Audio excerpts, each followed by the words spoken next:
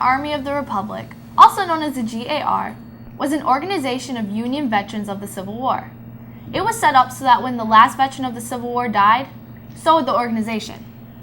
In 1881, Major Augustus Davis founded the Sons of Union Veterans to ensure the preservation of the Grand Army of the Republic even after the death of the last Union Civil War veteran. That veteran would be Albert Woodson, who died in February of 1954. Yes, 1954. And believe it or not, some children of Civil War veterans were still alive in 2013. At the turn of the 21st century, there were two sons of the Civil War in the state of Michigan, and we talked to them. Let's meet Mr. Edward Blakely, whose father fought with the 10th Michigan, and Mr. Harold Becker, whose father fought with the 128th Indiana Volunteer Company H. Wait, did you say their fathers fought in the American Civil War? I know, but that's what it says. Let's find out. My name is Edward Blakely, and I'm a son of a Civil War veteran, and my dad fought in the Civil War. He joined up with the 10th Michigan Cavalry. He was 15 when he entered the service. There was no records at that time to tell how old a person was, so he got in. And my uncle, whom was 18, and he joined up with the Michigan 21st Infantry. Charles Conrad Becker, and he was born in St. John's, Indiana, from a German family that had come over and settled in St. John's area. They were given 160 acres of land, and there was 4 families that were connected from Germany. My dad really fought in the southern part of the states.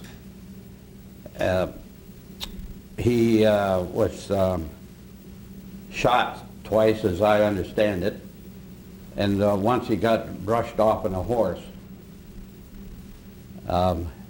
I'm surprised that they weren't brushed off more often, running through the woods the way they did. He was a young kid. He was only 17. He fibbed said he was 19. And in that process, he ended up, I think, in the service part of the line. Because he mentioned, he says, our supply line was 1 mile long. And he was a country kid that knew how to handle horses, so I think he was on the reins of one of the wagons that in that mile-long deal.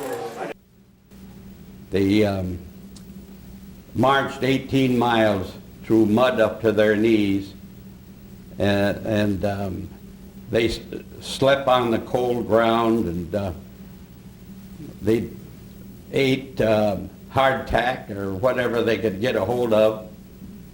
And when it comes to this hardtack, they used to get a frying pan and heat it up and put this hardtack in the frying pan and heat it up. And that would drive the worms out of the hardtack. So they'd scrape the worms off in the hardtack and then eat it. He was in the grocery business until we went up to Montague and went on, bought a home on White Lake. And there on some of the evenings in the summertime, he'd lean his chair against the, on the back porch and look out at the lake and talk to me about the war. My dad died in 1910, and I was very young, and I don't remember any conversations that I ever had with my father.